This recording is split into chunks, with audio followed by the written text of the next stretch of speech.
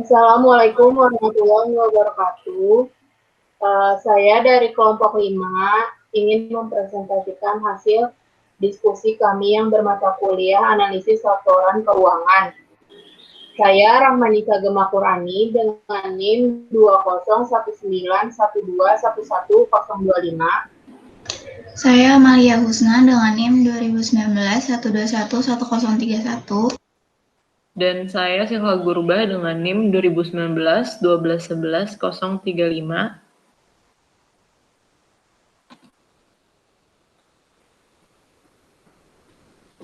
Jadi hari ini kami akan membahas tentang chapter 6 yaitu Analyzing Operating Activity. Yang pertama itu tentang operation. Jadi operation itu kegiatan utama perusahaan secara reguler atau normal yang mengakibatkan adanya pertama pendapatan. Pendapatan itu ketika perusahaan menghasilkan arus kas masuk utama. Yang kedua itu ada beban. Beban itu ketika perusahaan mengakibatkan arus kas keluar utama. Dan yang ketiga itu ada laba rugi ketika terjadi arus kas masuk dan arus kas keluar.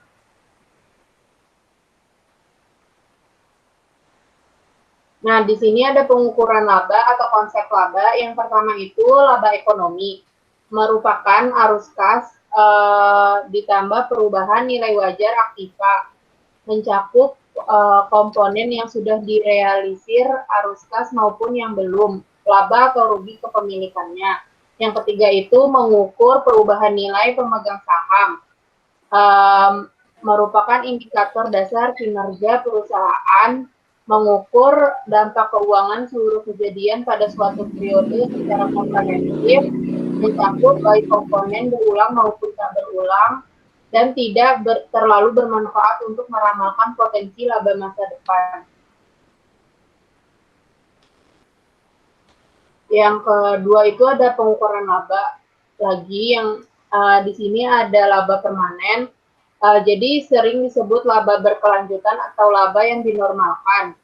Jadi laba permanen ini merupakan rata-rata laba stabil yang ditaksir dapat diperoleh sepanjang umur perusahaan. Secara sederhana, laba permanen diasumsikan tetap sepanjang periode. Laba permanen ini mencerminkan laba jangka panjang.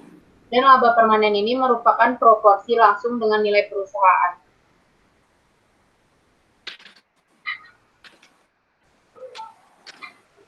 Nah, di sini ada konsep laba akuntansi. Jadi, laba akuntansi itu diukur berdasarkan konsep akuntansi akrual.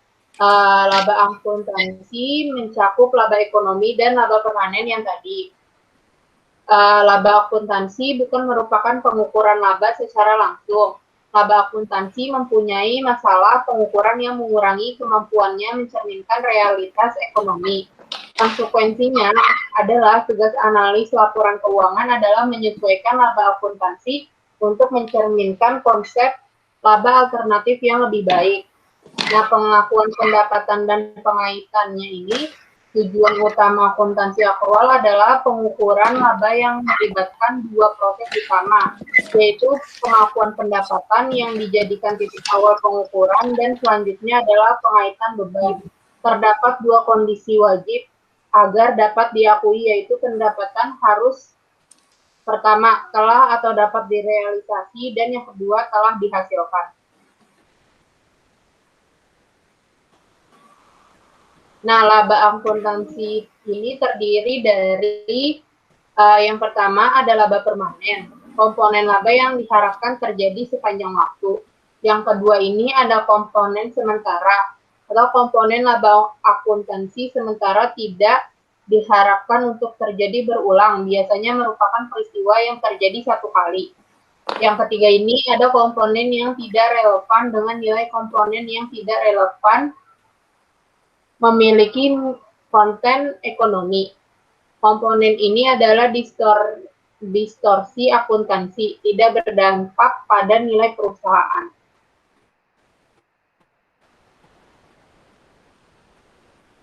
Nah, laba akuntansi dan laba ekonomi ini, laba ekonomi itu merupakan arus kas ditambah perubahan nilai wajar aktiva. Yang kedua itu mencakup tidak hanya arus kas ini, tetapi juga perubahan nilai sekarang, arus kas masa depan. Nah, laba akuntansi itu merupakan produk lingkup pelaporan keuangan yang melibatkan standar akuntansi, mekanisme pengaturan, dan insentif manajer. Yang kedua itu laba diatur oleh aturan akuntansi yang beberapa diantaranya memiliki arti ekonomis dan lainnya. Penyebab perbedaan laba ekonomi dan akuntansi itu ada 5. Yang pertama itu ada konsep laba alternatif. Perbedaan dari biaya historis, basis transaksi, konservatisme, dan manajemen laba. Nah, pengukuran laba. Jadi itu 2 komponen utama dalam akuntansi laba itu. Yang pertama ada revenue dan expense. Revenue itu di gain dan expense itu di loss. Jadi pendapatan dan keuntungan, gain adalah pendapatan adalah arus kas masuk dari pendapatan atau arus masuk prospektif dari operasi. Dan keuntungan adalah arus kas masuk atau arus kas masuk prospektif dari non-operasi. Beban dan kerugian itu loss. Jadi beban adalah arus kas keluar yang terjadi, arus kas keluar prospektif atau alokasi peristiwa lampau dari operasi perusahaan. Dan kalau kerugian itu penurunan aset bersih perusahaan dari non-operasi perusahaan.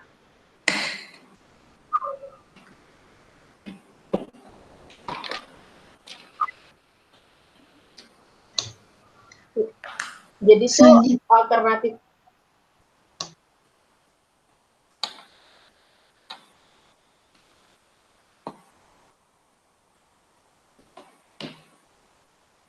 Selanjutnya ada alternatif pengukuran laba.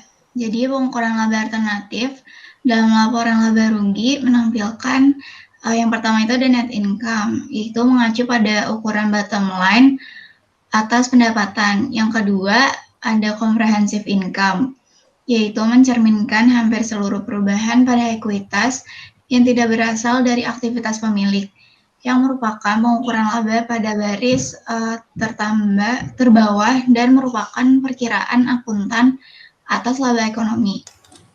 Yang ketiga ada continue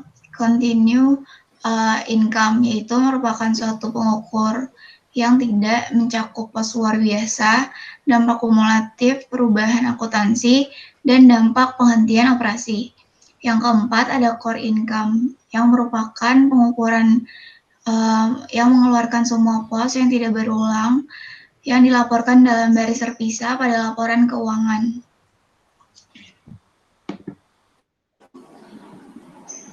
Selanjutnya ada analisis pengukuran laba. Yang pertama yaitu ada operating versus non-operating. Jadi ada operating income, yaitu mengukur laba perusahaan yang berasal dari aktivitas operasi yang masih berlangsung. Lalu ada 3 aspek yang penting dalam laba operasi ini. Yang pertama, hanya terkait dengan laba yang berasal dari aktivitas operasi. Yang kedua, terpusat pada laba perusahaan secara keseluruhan dan bukan hanya untuk pemegang ekuitas. Yang ketiga, hanya terkait dengan aktivitas usaha yang masih berlangsung.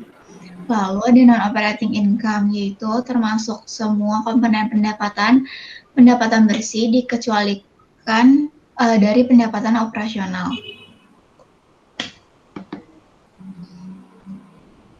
Selanjutnya ini ada determining of comprehensive income sample company. Jadi laba bersihnya itu sebesar 1.205. Lalu ada pendapatan komprehensif lainnya berupa yang pertama ada keuntungan atau kerugian kepemilikan efek dapat dijual yang belum direalisir, itu sifatnya menambah sebesar 305. Lalu ada penyesuaian translasi falas yang sifatnya mengurang sebesar 12. Lalu ada penyesuaian tambahan kewajiban pensiun minimum yang sifatnya mengurang sebesar 17. Dan yang terakhir ada keuntungan atau kerugian kepemilikan instrumen derivatif yang belum direalisasi yang sifatnya menambah sebesar 945. Jadi total dari pendapatan komprehensif lainnya itu sebesar 1.221.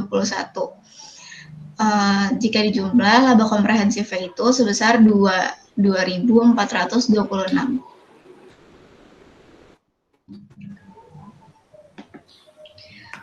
Selanjutnya ada non-requiring item. Yang pertama itu ada extraordinary item atau pos luar biasa. Sifatnya yang tidak lazim atau sulit membuat extraordinary item ini jarang digunakan atau jarang terjadi. Contoh dari extraordinary item ini seperti kerugian tadi asuransikan dari suatu kecelakaan utama atau karena akibat bencana alam. Lalu ada kerugian dari pengambil alihan dan keuntungan atau kerugian dari awal penghapusan hutang.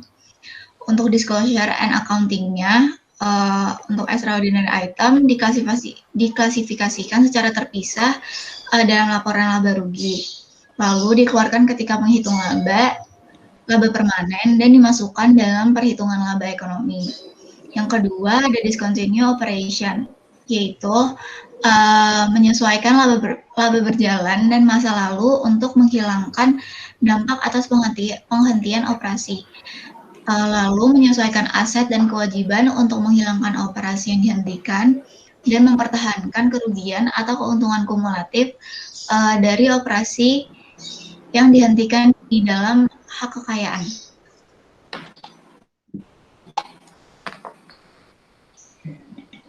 Yang ketiga ada accounting change. Jadi ada dua perubahan akuntansi yang terjadi. Yang pertama ada accounting principle change. Change yaitu melibatkan perubahan dari suatu prinsip ke prinsip lainnya.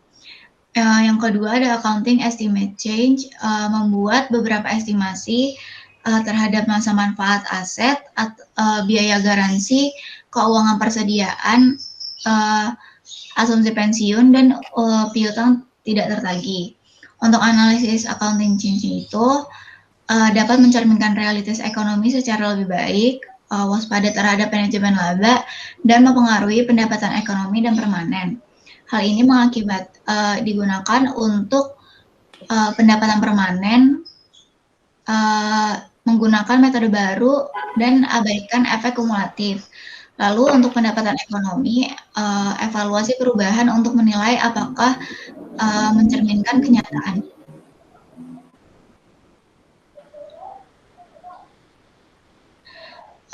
Yang keempat ini ada special item, yaitu transaksi dan peristiwa yang tidak biasa atau jarang atau biasa disebut tidak lazim. Tantangan untuk analis adalah seringkali sedikit panduan dari GAAP. Lalu implikasi ekonomi itu kompleks dan sifat dictionary melayani tujuan manajemen laba. Untuk special item terdapat dua tipe utama. Yang pertama ada asset impairment, yaitu ketika nilai wajar aset lebih rendah dibandingkan nilai tercatat yang dapat dikarenakan penurunan permintaan untuk keluaran aset, keusahaan teknologi, dan perubahan strategi perusahaan. Untuk accounting penurunan nilai ini akan dilaporkan di pasar atau biaya yang lebih rendah. Lalu tidak ada pengungkapan tentang penentuan jumlah dan tidak ada pengungkapan tentang kemungkinan penurunan nilai. Yang nantinya penyajian aset akan dikonservatif.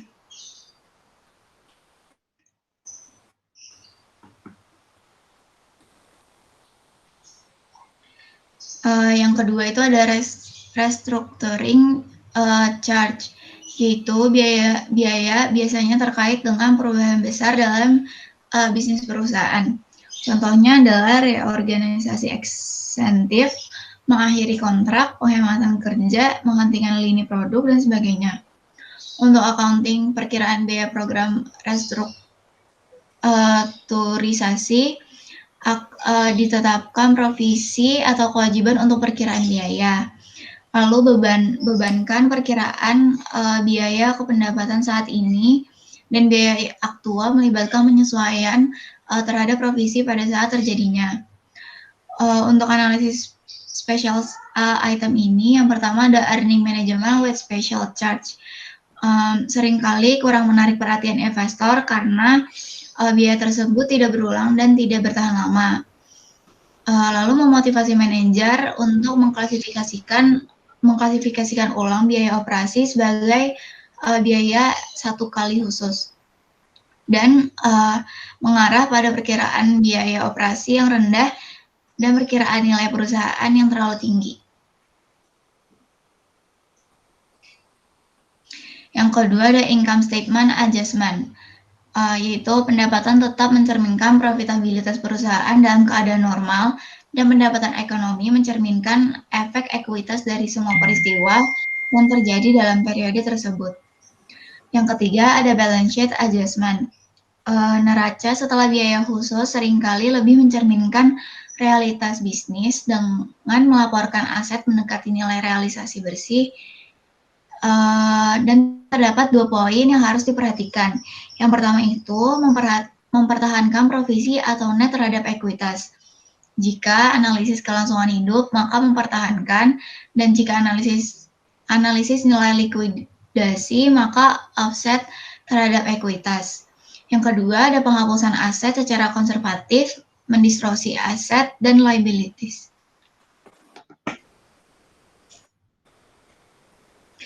Selanjutnya ada pengakuan pendapatan. Kriteria dari pengakuan pendapatan yang pertama ada kegiatan mendapatkan penghasilan secara substansial telah selesai dan tidak diperlukan upaya tambahan yang signifikan. Lalu risiko kepemilikan secara efektif diteruskan ke pembeli. Yang ketiga ada pendapatan dan biaya terkait diukur atau diperkirakan dengan akurat. Pendapatan yang diakui biasanya menghasilkan peningkatan kas, piutang, atau sekuritas. Transaksi pendapatan berhubungan erat dengan pihak independen dan transaksi tidak dapat dibatalkan. Ada beberapa situasi pengakuan pendapatan khusus, yaitu yang pertama ada pendapatan saat hak pengambilan ada. Lalu pendapatan waralaba. Yang ketiga ada pengaturan pembiayaan produk yang berupa metode persentase penyelesaian dan metode kontrak lengkap. Dan yang terakhir ada pendapatan diterima di muka atau jumlah pendapatan yang masih belum diakui muncul di neraca sebagai kewajiban.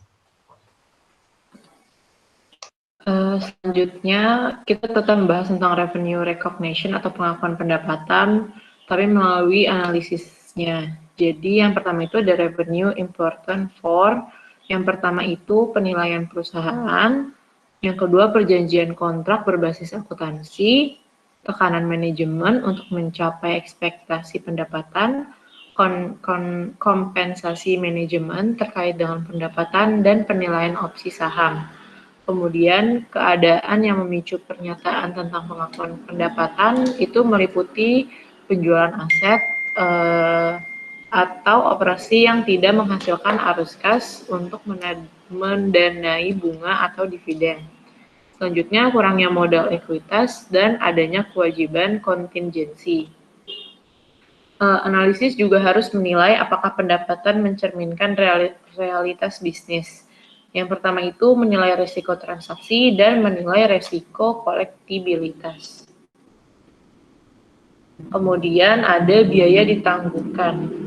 Akuntansi untuk R&D atau Research and Development itu bermasalah karena yang pertama ketidakpastian yang tinggi tentang potensi manfaat apapun.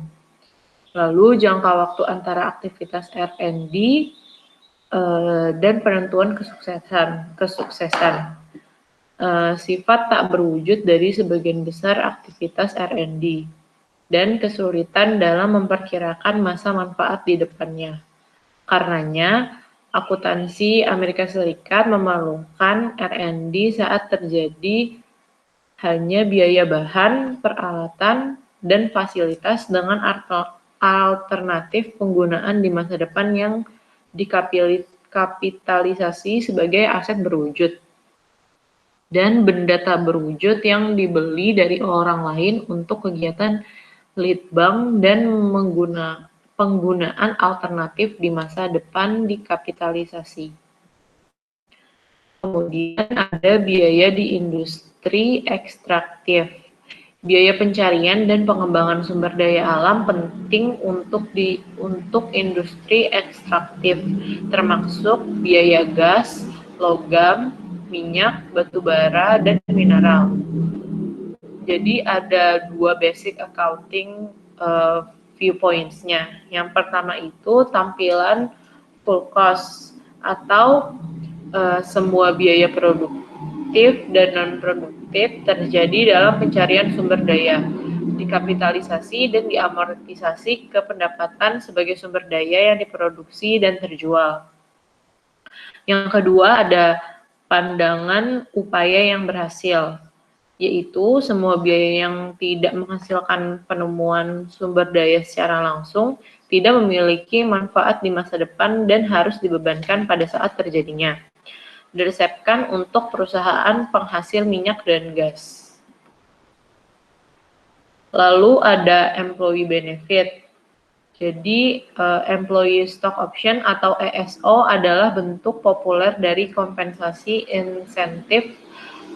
Alasannya meliputi yang pertama itu meningkatkan kinerja karyawan, lalu selaraskan insentif karyawan dan perusahaan, kemudian dipandang sebagai sarana untuk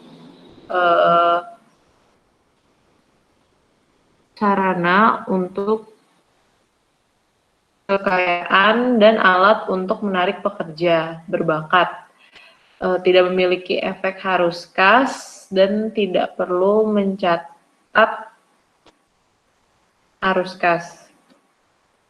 Kemudian ada option fact. Yang pertama itu opsi untuk membeli saham dengan harga tertentu pada saat atau setelah tanggal di masa depan. Yang kedua, harga pelaksanaan adalah harga pemegang hak untuk membeli saham. Yang ketiga, harga latihan seringkali ditetapkan sama dengan harga saham pada tanggal pemberian. Dan yang keempat, tanggal vesting adalah tanggal paling awal karyawan dapat berolahraga. Pilihannya itu ada dua, in the money atau out of the money. Kalau in the money itu saat harga saham lebih tinggi dari olahraga harganya. Terus kalau out of the money, sarana saat harga saham kurang dari harga latihan. Lalu ada employee benefits, itu ada dua main accounting issues-nya. Yang pertama menentukan dilusi laba per saham atau EPS. ESO in the money adalah sekuritas yang dilutif dan mempengaruhi EPS terdilusi. Sementara ESO out of the money adalah sekuritas anti dilutif dan tidak mempengaruhi EPS terdilusi. Lalu yang kedua ada menentukan biaya kompensasi. Caranya itu yang pertama tentukan biaya ESO yang diberikan dan mengamortisasi biaya selama periode vesting. Lalu ada interest cost dibagi menjadi 3, yaitu bunga, suku bunga, dan beban bunga. Bunga ini meliputi kompensasi atas penggunaan uang dan kelebihan uang tunai yang dibayarkan di luar uang pokok dan pinjaman. Suku bunga itu ditentukan oleh karakteristik risiko peminjam dan beban bunga ditentukan oleh suku bunga pokok dan waktu. Kemudian ada interest analysis, yaitu bunga utang konversi kontroversial dengan mengabaikan biaya hak istimewa konversi. Dan laba per saham dilusian menggunakan jumlah saham yang dapat diterbitkan jika terjadi konversi hutang yang dikonversi. Analisis memandang bunga sebagai biaya periode dan tidak dapat dikapitalisasi. Perubahan suku bunga pinjaman perusahaan yang tidak dijelaskan oleh tren pasar menunjukkan perubahan resiko. Lalu ada interest tax accounting. Mengidentifikasi jenis dan jumlah beredarnya temporer serta sifat dan jumlah setiap jenis kerugian operasi dan akumulasi kredit pajak. Ukur total kewajiban pajak tangguhan untuk perbedaan temporer kena pajak. Yang ketiga, hitung total aset pajak tangguhan untuk perbedaan temporer yang dapat dikurangkan dan akumulasi rugi operasi. Yang keempat, ukur aset pajak tangguhan untuk setiap jenis kredit pajak yang diteruskan. Dan yang kelima, mengurangi aset pajak tangguhan dengan tunjangan penilaian. Lalu ada income tax analysis, yaitu penyesuaian laporan keuangan, menilai aset dan liabilitas pajak tangguhan, lalu memperkirakan pendapatan masa depan dan arus kas, menganalisis perbedaan permanen dan sementara, dan yang terakhir manajemen penghasilan dan kualitas penghasilan. Selanjutnya akan ada soal dan pembahasan.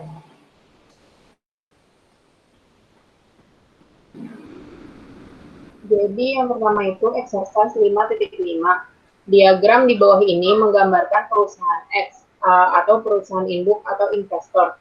Dua anak perusahaan C1 dan C2 dan afiliasi C3 yang dimiliki 50% atau kurang. Masing-masing perusahaan hanya memiliki satu jenis saham yang beredar dan tidak ada pemegang saham signifikan lainnya baik di C2 maupun C3. Keempat perusahaan tersebut terlibat dalam kegiatan komersial dan industri. Jadi di sini tuh di C1 itu ada 100%, di C2 ada 80%, dan di C3 ada 30%.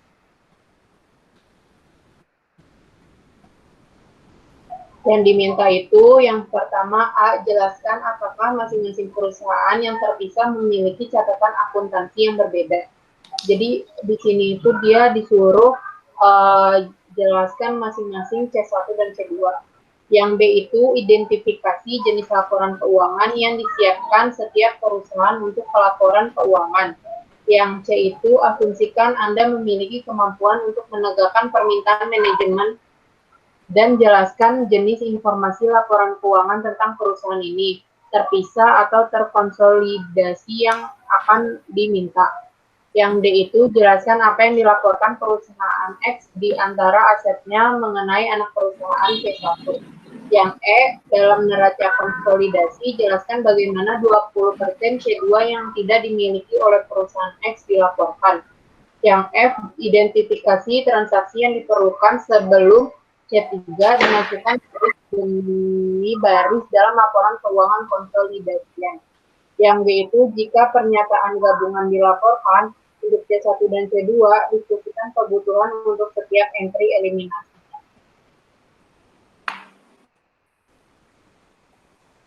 Nah, di sini kita akan membahas tentang yang A dan B dulu. Jadi yang A itu, jadi masing-masing dari 4 perusahaan akan menyimpan catatan akuntansi terpisah berdasarkan operasinya masing-masing.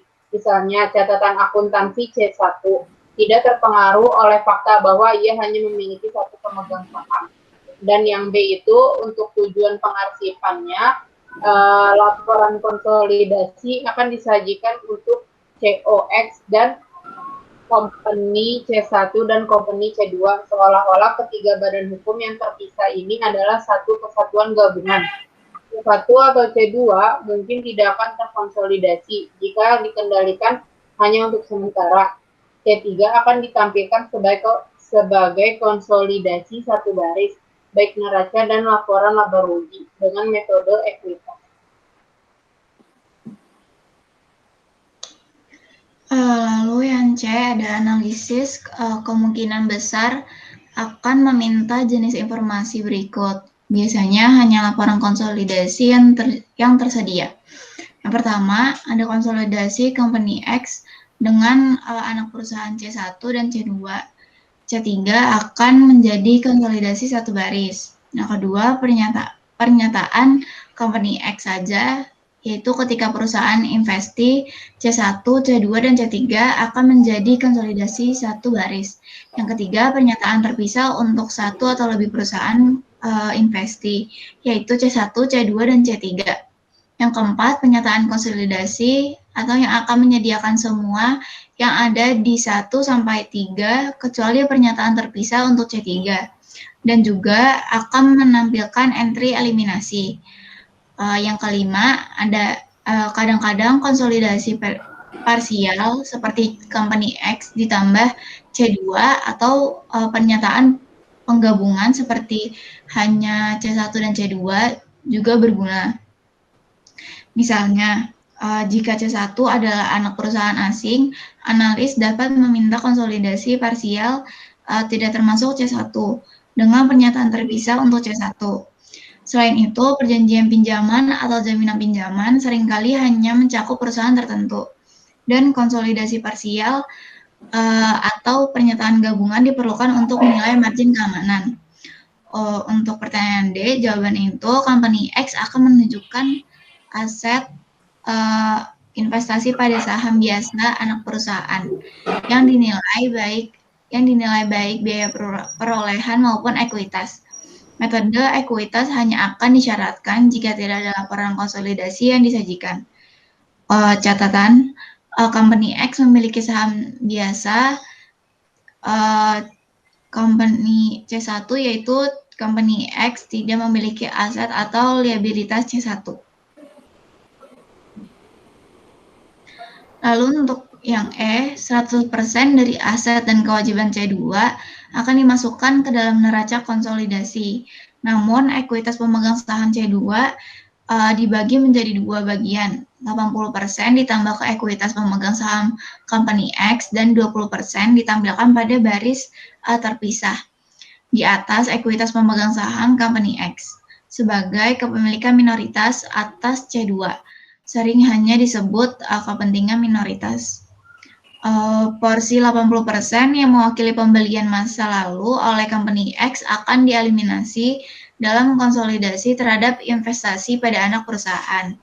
Company X harus membeli cukup banyak saham biasa dari pemegang saham lainnya di C3 atau membeli cukup banyak saham baru yang diterbitkan oleh C3 untuk meningkatkan kepemilikannya menjadi lebih dari 50% dari saham biasa C3. Alternatifnya, C1 atau C2 dapat membeli saham tambahan. Yang G, tidak akan ada investasi antar perusahaan atau dividen antar perusahaan, tetapi setiap transaksi antar perusahaan lainnya harus dieliminasi seperti penjualan antar perusahaan dan piutang dan hutang antar perusahaan. Selanjutnya ada P5.5. Data berikut ini berasal dari laporan tahunan Francisco Company, produsen kemasan khusus. Jadi ada sales, net income, dividend paid, dan book value per share pada tahun ke-6, ke-7, dan ke-8. Untuk catatannya, Francisco memiliki 1.000 saham biasa beredar selama seluruh periode. Tidak ada pasar publik untuk saham Francisco. Potter Company, produsen barang pecah belah, melakukan akuisisi atas saham biasa Francisco. Pada Januari 1, tahun ke-6, 10 lembar saham dengan harga $10 per sahamnya. Lalu pada Januari 1 tahun ke-7, 290 saham dengan $11 per lembar sahamnya, dan increasing ownership to 300 saham. Lalu pada Januari 1 tahun ke-8 ada 700 saham dengan harga $15 per lembar sahamnya dengan yielding 100% ownership of Francisco. Abaikan efek pajak pendapatan dan efek kehilangan pendapatan pada dana yang digunakan untuk melakukan investasi ini. Require-nya itu yang A, hitung dampak dari investasi ini pada penjualan, laba bersih, dan arus kas yang dilaporkan perusahaan Potter untuk masing-masing tahun ke-6 dan ke-7. Yang B, hitung nilai tercatat investasi Potter Company di Francisco pada tanggal 31 Desember tahun ke-6 dan 31 Desember tahun ke-7. Yang C, diskusikan bagaimana Potter Company menghitung investasinya di Francisco selama tahun ke-8. Dan jelaskan informasi tambahan yang diperlukan untuk menghitung dampak akuisisi ini terhadap laporan keuangan Potter Company untuk tahun ke-8. Ini ada pembahasan yang A, untuk tahun ke-6 tidak berpengaruh pada penjualan. Efek pendapatan bersih sama dengan pendapatan dividen sebesar $10. Yang didapat dari 1% dari $1.000 atau $1 per sahamnya, karena investasi dicatat dengan metode pasar, juga dengan asumsi saham diklasifikasikan sebagai tersedia untuk dijual, mengasumsikan yang wajar diberikan pembelian berikutnya. Apresiasi harga $1 per saham akan melewati laporan laba rugi. Dan efek arus kas sama dengan pendapatan dividen $10. Jika arus kas keluar karena pembelian saham dimasukkan, arus kas bersih sama dengan pendapatan dividen dikurangi dengan harga beli, atau $10 dikurang dengan $100, yang hasilnya minus $90. Untuk tahun ke-7, metode ekuitas diterapkan metode ekuitas berlaku, yaitu tidak berpengaruh pada penjualan. Efek pendapatan bersih sama dengan persentase bagian pendapatan Francisco untuk tahun ke-7 atau 30% dari $2.200. Hasilnya $660. Efek arus kas sama dengan pendapatan dividen sebesar $360 dihitung sebagai 30% dari $1.200, dan jika arus kas keluar karena pembelian saham dimasukkan, rumusnya itu arus kas bersih sama dengan pendapatan dividen dikurangi harga beli, atau $360 dikurangi dengan $3.190 yang hasilnya minus $2.830. Lalu di pembahasan yang B pada 31 Desember tahun ke-6, pada tanggal 31 Desember tahun ke-6 nilai tercatat penyertaan di Francisco adalah $110. Dihitung sebagai 10 lembar saham dikali dengan $10 per lembarnya. Angka $11 per saham adalah nilai wajar pada 1 Januari tahun ke-7. Pada tanggal 30 Desember tahun ke-7 itu menggunakan metode ekuitas.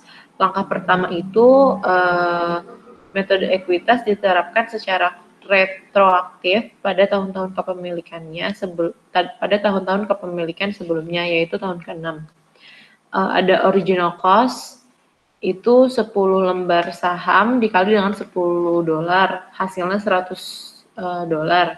Kemudian ditambah dengan percentage share of year 6 earnings, itu 1% dikali dengan $2.000 atau 20, dan dikurangi dengan dividen received in year 6, yaitu $10. Hasil dari net carrying value at January 1st year 7 itu $110. Kemudian step kedua yaitu the equity method is applied throughout year 7. Net carrying value yang Januari 1 di tahun ke-7 kan tadi 110. Kemudian ditambah dengan original cost of additional share, yaitu 290 lembar saham dikali dengan harga per lembarnya $11, hasilnya jadi $3.190. Kemudian ditambah lagi dengan percentage share of year 7 earnings, itu 30% dikalikan dengan $2.200, hasilnya $660. Kemudian dikurangi dengan dividen received in year 7 sebesar $360. Jadi total net carrying value at December 31st at year 7 itu $3.600. Kemudian yang pembahasan yang C, untuk tahun ke-8 dengan kepemilikan lebih dari 50%, laporan keuangan Francisco akan dikonsolidasikan dengan laporan keuangan Potter. Metode pembelian adalah satu-satunya pilihan yang tersedia berdasarkan GAAP saat ini. Dengan metode ini, semua aset dan kewajiban Francisco disajikan kembali ke nilai pasar wajar. Untuk melakukan ini, seseorang harus mengetahui nilai pasar yang adil. Selain itu, informasi tentang item of balance sheet seperti barang tak berwujud yang dapat diidentifikasi yang mungkin perlu diakui harus diperoleh karena implikasi terhadap nilai aset dan liabilitas dalam menerapkan akuntansi pembelian mengetahui bahwa harga pembelian awal melebihi nilai buku aset bersih perusahaan. Yang diakuisisi tidak serta-merta menunjukkan bahwa goodwill dicatat. Sekian presentasi dari kelompok kami, kurang lebihnya mohon maaf. Wassalamualaikum warahmatullahi wabarakatuh.